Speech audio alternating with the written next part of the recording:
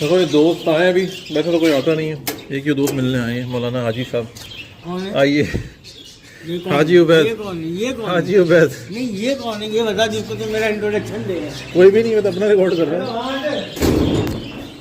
ये हमारे बचपन के दोस्त हैं भाई, उबैद साहब।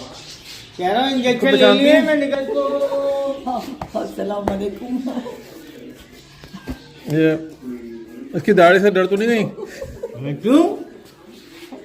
दाढ़ी से क्या मतलब है बे? नहीं, मैंने कहा घबरा जाती ना बाज़ औक़ात। हमें रहती है यार।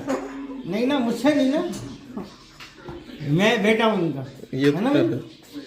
खुश हो गई?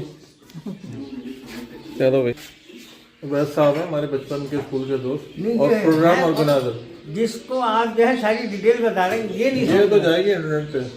कौन है बताए अम्मी? कौन है ये?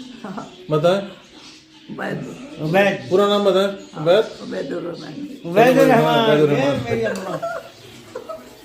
पहचान लिया भाई उन्होंने, उबैद रहमान। चलो भाई, मिलने आया था, हमसे शुक्रिया बहुत बहुत।